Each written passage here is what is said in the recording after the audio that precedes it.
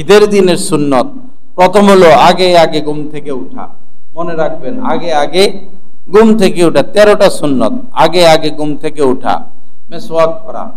যাদের মেসওয়াক নাই, একটা মেসওয়াক কিনে নিব। একটা মেসওয়াক 20 টাকা পাওয়া যায়, বা গাছের ডাল ফ্রি পাওয়া যায়। অবশ্যই মেসওয়াক রাখবো। মেসওয়াক করা, ভালো করে গোসল করা, ভালো করে গোসল করা, ভালো পোশাক পরা, ভালো জামা কাপড়, ভালো পোশাক পরা। নতুন বলা হয়নি, ভালো যেটা সুন্দর পরিষ্কার পরিচ্ছন্ন সেটা পরা। খুশবু লাগানো, অবশ্যই খুশবু লাগাবো, খুশবু লাগানো। এরপরে শরীয়তের সীমায় থেকে সাজগোজ করা, শরীয়তের সীমায় থেকে সাজগোজ করা। মেয়েরা দিন দিন অশ্লীল হয়ে যাচ্ছে, উলঙ্গ হয়ে যাচ্ছে, এটা শরীয়তের সীমা না। ছেলেরা এই লেংটি পরে, লেংটি, এটা শরীয়তের সীমা না।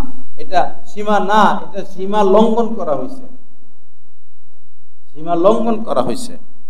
এরপরে শরীয়ত সম্মত সাজগোজ করা।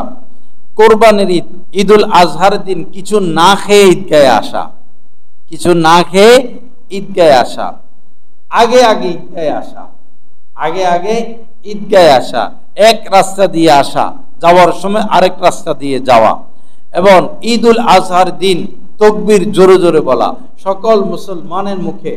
যে ঘর থেকে যেমন লাব্বাইক আল্লাহুম্মা লাব্বাইক জোরে জোরে বলে, সকল মুসলমান এই দিনে আল্লাহু আকবার, আল্লাহু আকবার, লা ইলাহা ইল্লাল্লাহু আল্লাহু আকবার, আল্লাহু আকবার, ওয়ালিল্লাহিল হামদ। এটার আসর ভিন্ন, এটার প্রভাব ভিন্ন। সবাই যদি আওয়াজ দিয়ে দিয়ে এটা বলতে বলতে আসে, কি সুন্দর লাগে।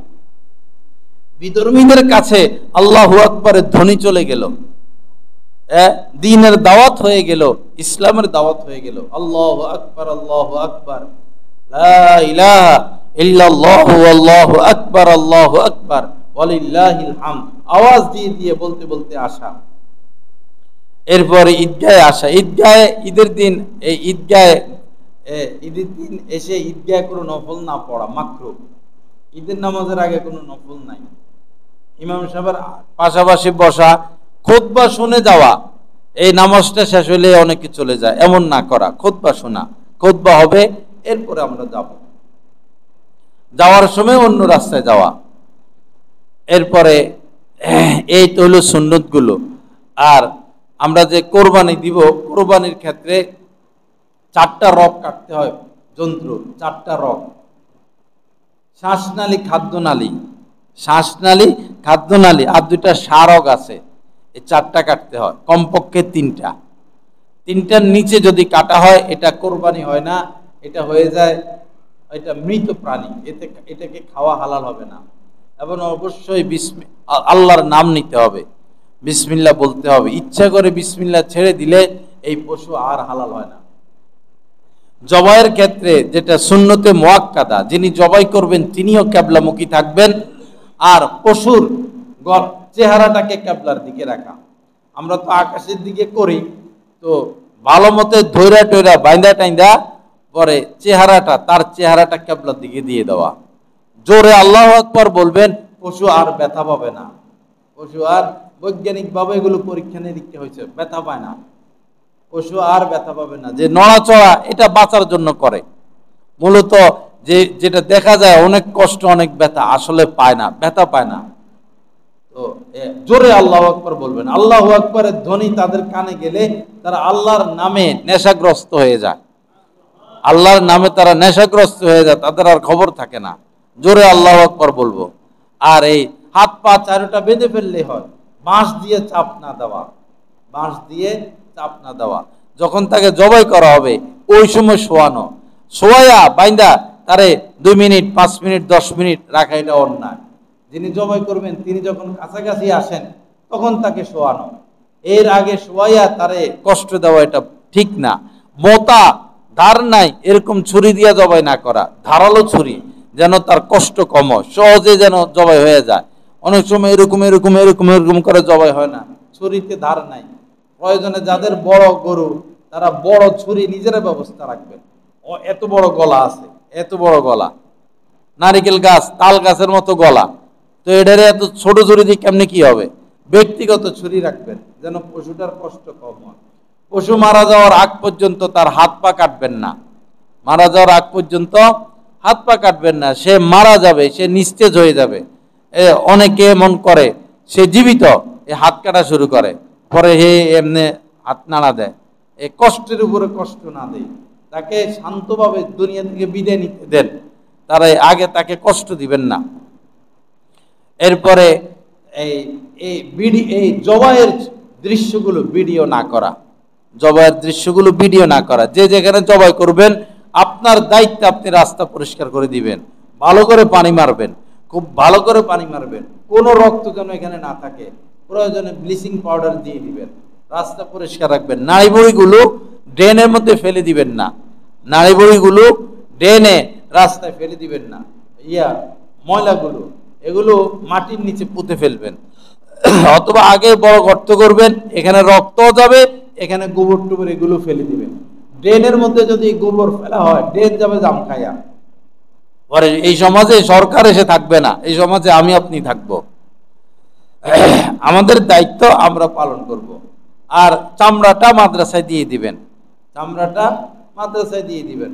মাদ্রাসা ওয়ালা আপনি চামড়া বিক্রি করলে আর কত পাবেন? চামড়া বিক্রি করলে আর কত পাবেন? এক সময় একটা চামড়ার দাম 4000 টাকা ছিল। মাদ্রাসাগুলোর ধ্বংস করার জন্য চামড়ার দাম কমাইতে কমাইতে 400 টাকায় আনছে। মাদ্রাসা ধ্বংস হয় নাই, তারা ধ্বংস হয়ে গেছে। মাদ্রাসা ধ্বংস হয় নাই, তারা ধ্বংস হয়ে গেছে। তারা অপমানিত হয়েছে, তারা লাঞ্ছিত হয়েছে, ফেরাউন লাঞ্ছিত হয়েছে, নমরুদ লাঞ্ছিত হয়েছে। যারা এই দিন ধ্বংস করতে চায়, আলেম ওলামার উপরে নির্যাতন করে, অবিচার করে, ক্ষমতা টিকিয়ে রাখতে চায়, তারা ধ্বংস হবে, তাদের ধ্বংস নিশ্চিত। জুতার দাম বেড়ে গেছে আর চামড়ার দাম একবারে নিচে। সিন্ডিকেট, ওই সিন্ডিকেটটা এখনো ভাঙতে পারেনি সরকার, তাও একটু দাম বাড়ছে, কিন্তু সময় লাগবে। চামড়াটা আল্লাহর হস্তে মাদ্রাসায় দিয়ে দিবেন, এটা আপনাদের মাদ্রাসা, আপনাদের দানে চলে, আপনাদের মাদ্রাসা আপনাদের দানে চলে। আপনারা মারা গেলে এই মাদ্রাসার মাঠে আপনাদের লাশ আনা হয়, এই ছাত্ররা, এই ওলামা ইকরাম জানাজার নামাজ পড়ে, কত বড় সৌভাগ্য। কেউ দয়া করে এটা বলবেন না যে আমারে 500 টাকা দেন, আমারও 200 টাকা দেন, তাহলে এই চামড়া এনে মাদ্রাসার কোনো লাভ নাই, চামড়া এনে মাদ্রাসার কোনো লাভ নাই। আল্লাহর হস্তে এই চামড়াটা মাদ্রাসায় দিয়ে দিবেন, এর উসিলায় দ্বীনের কাজ হবে, আপনি ডবল সওয়াব পাবেন। এক হলো দানের সওয়াব, আরেকটা হলো দ্বীনকে আপনি শক্তিশালী করলেন। আল্লাহ পাক সহি বুঝ দান করেন, আল্লাহ পাক আমাদের কোরবানিকে কবুল করেন।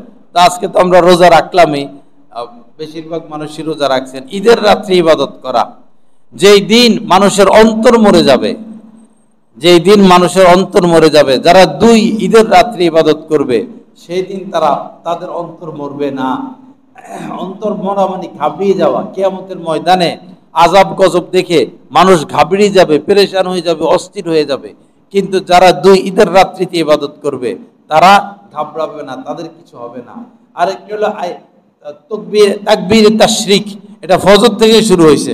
আজকে ফজর থেকে শুরু হইলো, মহিলারা ঘরে, পুরুষরা মসজিদে বা একা একা নামাজ পড়লেও একবার ওয়াজিব আল্লাহু আকবার, আল্লাহু আকবার, লা ইলাহা ইল্লাল্লাহু, আল্লাহু আকবার, আল্লাহু আকবার, ওয়ালিল্লাহিল হামদ, এটা ওয়াজিব। একা পড়ি, জামাতে পড়ি, ঘরের মহিলারা ঘরে 13ই জিলহজ আসর পর্যন্ত এটা আমরা পড়তে থাকবো। আল্লাহ পাক আমাদের সবাইকে কবুল করেন, আমাদের কোরবানিকে কবুল করেন। আল্লাহ পাক আমাদেরকে কামেল ইখলাস নসিব করেন। ভয় পাইতে থাকবেন ভাই, ভয় পাইতে থাকবেন, ভয় পাইতে থাকবেন। গরুর গোশতগুলো এই 3 ভাগ করবেন, 1 ভাগ নিজের জন্য, 1 ভাগ বন্ধু বান্ধব বাড়িতে হাদিয়া পাঠাবেন, আর 1 ভাগ গরিব দুঃখীকে দিবেন। গরিব দুঃখীকে দিতে দিতে যদি সব শেষ হয়ে যায়, সব শেষ হোক, আপনি কিনা খাবেন? প্রথম দিন তো খাইছেন, যথেষ্ট।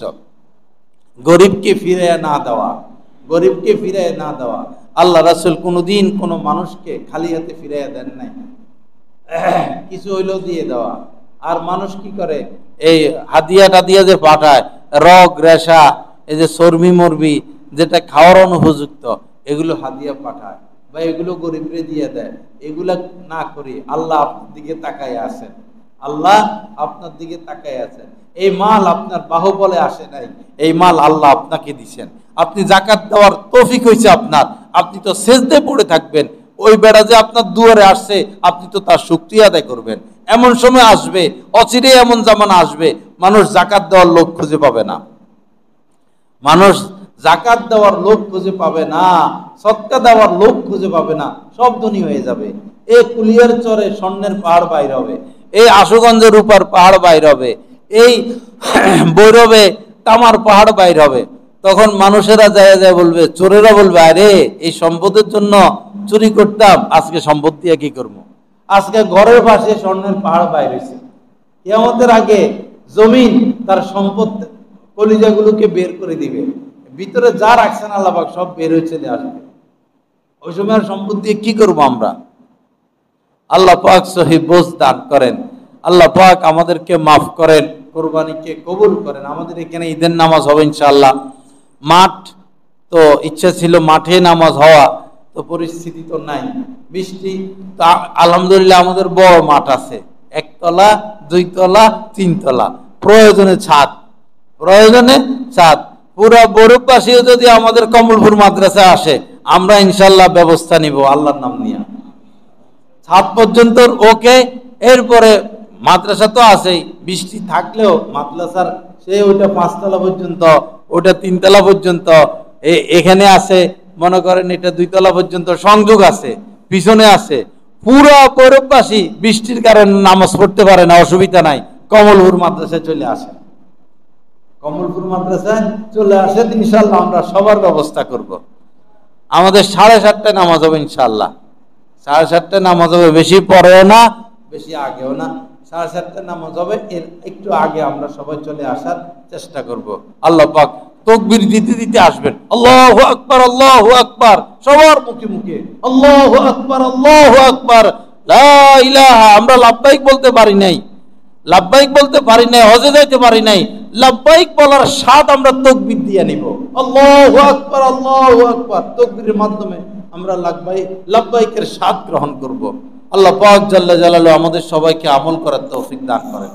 ওয়া আখিরু দাওয়ানা আলহামদুলিল্লাহ।